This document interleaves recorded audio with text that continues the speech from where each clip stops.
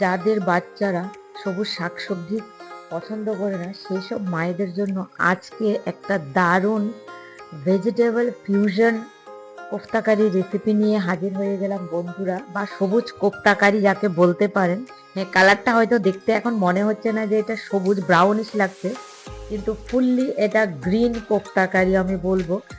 আর power pack dish একটা, আর এতই দুর্দান্ত আর সুস্বাদু যে একবার বানিয়ে খাওয়ার পর যারা এইসব সবজি, বাচ্চারা বা বড়রা যারা পছন্দ করে না, ওরা বলবে আবার বানাও আবার বানাও, এরকম একটা ডিশ। আর যা ভাতের সঙ্গে, এমনকি রুটি পরোটার সঙ্গে খেতেও খুবই দুর্দান্ত লাগে। দেখুন কতটা সফট এবং লোভনীয় লাগছে দেখতে, আর খেতেও খুবই দুর্দান্ত হয়েছে।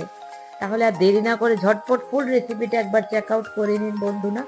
আর এটার জন্য আমি প্রথমে নিয়ে নিয়েছি কিছুটা পরিমাণ ব্রোকলি, এভাবে 4-5টা ফ্লোরের ব্রোকলি কেটে নিয়েছি। এখন কি করব, এইভাবে ফ্লোরের গুলোকে থেকে শক্ত ডাঁটগুলোকে আলাদা করে, বা ডাঁটিগুলোকে আলাদা করে, এইভাবে ফুলগুলোকে একটা মিক্সি জারে আমি কেটে নিয়ে নিচ্ছি। আর এইটাকে কিন্তু আমরা একদম মিহি পেস্ট করব না, বা স্মুথ পেস্ট করব না, এটা কোর্স গ্রাইন্ড করতে হবে। একবার বা দুবার বন্ধ করে করে চালিয়ে এটাকে কোর্স গ্রাইন্ড করে নেবেন। দেখুন এইভাবে আমি গ্রাইন্ড করে নিয়েছি মিক্সিতে। এইভাবে একটা ইনগ্রেডিয়েন্ট এখন আমাদের রেডি হয়ে গেল। এখন কি করছি, একটা বাটি নিয়ে নিয়েছি আর তাতে এটাকে আমি ঢেলে নিচ্ছি। খুবই দুর্দান্ত, একবার বিশ্বাস করে বানিয়ে দেখবেন, আর স্কিপ না করে ফুল রেসিপিটা প্লিজ ওয়াচ করুন। এখন দিচ্ছি 1/2 কাপ মতো মটরশুঁটি।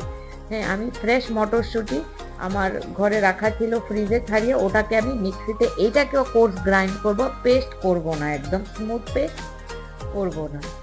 এটাকে এখন জারে দিয়ে দিচ্ছি। তাহলে এগুলো যখন বাইট আমাদের মুখে আসবে না, খুবই দুর্দান্ত লাগে খেতে। আর দিচ্ছি কিছুটা পরিমাণ বা 1/2 কাপ পরিমাণ দিয়েছি পালং শাক। হ্যাঁ, এই তিনটেই আমাদের আজকে মেইন ইনগ্রেডিয়েন্ট কোফতা।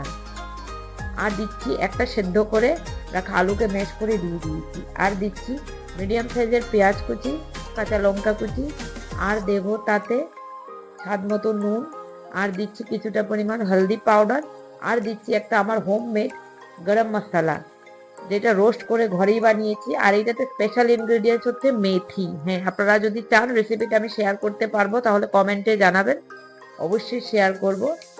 আর তার সঙ্গে দিয়েছি 2 থেকে 3 চামচ মতো বেসন। হ্যাঁ, বেসনটা যতটা আপনারা প্রয়োজন মনে হয় সে অনুযায়ী কম বেশি করতেই পারেন। দেখুন এভাবে মেখে নিয়েছি। আর তার উপর দিয়ে দিয়েছি কিছুটা পরিমাণ ধনে পাতা কুচি, দিয়ে ভালো করে এগুলো একটু মিক্স করে নিচ্ছি।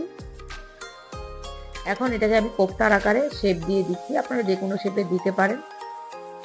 আমি একটু গোল করে ছিলাম প্রথমে, পরে এগুলোকে একটু চ্যাপ্টার সাইজের করে দিয়ে দিয়েছি। তাহলে কি হবে, ভাজতে সুবিধা হবে, ভেতরটা খুব ভালো করে ফ্রাই হবে। এইভাবে আমি একটু চ্যাপ্টার টাইপের কোফতার শেপ করে দিয়েছি। এখন কি করছি, অন্যদিকে একটা বাটি নিয়ে নিয়েছি, তাতে 2 চামচ মতো বেসন দিয়েছি। আপনারা কর্নফ্লাওয়ারও দিতে পারেন। তাতে একটা স্লারি বানিয়ে নেব একটু জল দিয়ে, তাতে বাস একটা ঘোল বানিয়ে নিলাম। অন্যদিকে আমি গ্যাসে কড়াই বসিয়ে দিয়েছি, তাতে তেলও গরম করতে দিয়ে দিয়েছি। এখন কোফতাগুলো ফ্রাই করব। আর এই স্লারিটাতে কোফতাগুলোকে এইভাবে ডিপ করে ফ্রাই করে নেব। একটা একটা করে সবগুলো কোফতা আমি এভাবে দিয়ে দিচ্ছি। আর স্লারিটাই দিলে কি হবে, একটা হালকা একটা কোটিং হবে উপর দিকে, তাহলে কোফতা থেকে কিছু বাইরে বেরিয়ে আসার কোনো চান্স থাকবে না। এভাবে উল্টে পাল্টে দেখুন, মিডিয়াম ফ্লেমে 5 থেকে 7 মিনিট মোটামুটি লেগেছে আমার এটাকে ভাজতে। এখন একটা টিস্যু পেপারের মধ্যে আমি এগুলোকে নামিয়ে নিচ্ছি। আর একটা আমি আপনাদেরকে ভেঙে দেখাচ্ছি, এমনিতে ওটা খেতে খুবই দারুণ লাগে, খুবই দুর্দান্ত এবং টেস্টি, লোভনীয় হয়েছিল। বানানোর সঙ্গে সঙ্গে আমার কিন্তু প্লেট একদম খালি হয়ে গেছে। তাই বলছে আপনারা এটা একবার ট্রাই করবেন। অন্যদিকে আমি একটা পেস্ট বানানোর জন্য, মশলা পেস্টের গ্রেভির জন্য নিয়ে নিচ্ছি টমেটো, রসুন, কয়েকটা কাজু নিয়েছি, আদা নিয়েছি, আর পেঁয়াজ, একটা বড় সাইজের পেঁয়াজ নিয়েছি। আর আপনাদেরকে এটা দেখিয়ে দিচ্ছি কতটা ক্রিস্পি হয়েছে। অন্যদিকে আমি আবার কড়াই বসিয়ে দিয়েছি, তাতে 3 চামচ মতো তেল দিয়েছি। আমি যে তেলটা কোফতাগুলো ফ্রাই করে দিলাম সেই তেলটাই আমি দিয়ে দিয়েছি।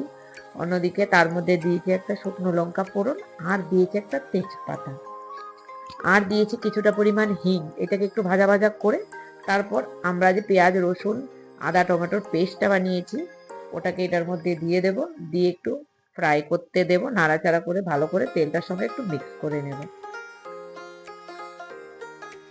খুবই দুর্দান্ত টেস্ট হয়েছে বন্ধুরা। আর বাচ্চাদের জন্য তো বলবো এটা একটা দুর্দান্ত একদম রেসিপি, একবার বানিয়ে দিলে বারবারই চাইবে এই রেসিপিটা। এখন কি করব, তাতে আমি ড্রাই মশলায় বেসিক মশলা অ্যাড করে দিচ্ছি, লঙ্কা গুঁড়ো, ধনে গুঁড়ো, জিরে গুঁড়ো, নুন, আর দিয়েছি একটু কালারের জন্য কাশ্মীরি লঙ্কা পাউডার। দিয়ে এটাকেও মশলাটার সঙ্গে ভালো করে কষিয়ে কুক করে নেব, যেন জলটা ভালো সোক হয়ে যায়, ভালো করে মশলাটাও কাঁচা গন্ধ ছেড়ে দেয়। এখন কি করছি, মশলার জারটা ধুয়ে কিছুটা পরিমাণ জল তাতে আমি দিয়ে দিচ্ছি, এটাকে একটু কুক করে নেব। দেখুন একটু তেল সেপারেট হতে শুরু করছে, তাতে এখন গ্রেভিটাকে আর একটু রিচনেস বাড়ানোর জন্য 2 চামচ মতো আমি দই দিয়ে দিয়েছি, আমি নর্মাল দই তাতে অ্যাড করেছি, এটাকে মিক্স করে একটু কষিয়ে নিচ্ছি। এখন এটাতে আমাদের ঝোল দেওয়ার পালা, আমি হাফ কাপ মতো জল তাতে অ্যাড করেছি, আর এটা কোনো পাতলা হবে না, একটু গাঢ় গ্রেভি হবে, সে অনুযায়ী আপনারা জলটা খেয়াল রাখবেন। এটাকে একটু ঢেকে ফুটে নেব 5 মিনিট মতো। ফুটটা শুরু করার পর আমি তাতে কাঁচা লঙ্কা দিয়েছি, আর অ্যাড করছি এখন তাতে আমার সেই রোস্টেড হোমমেড গরম মশলা, আর দিচ্ছি টেস্টটা ব্যালেন্সের জন্য হাফ চামচ মতো চিনি, আর কিছুটা পরিমাণ কসুরি মেথি ক্রাশ করে ওপর থেকে দিয়ে দেবো। বাস এটাকে একটু 2-3 মিনিট ফুটিয়ে নেবো, বাস আমাদের দুর্দান্ত একটা গ্রেভি রেডি হয়ে গেছে। এখন এটাকে আমি সার্ভিং এর সময় কোপ্তাটার সঙ্গে সার্ভ করবো, একসঙ্গে এটাকে মেশাবো না। তাহলে eat healthy, stay healthy, take care and bye by.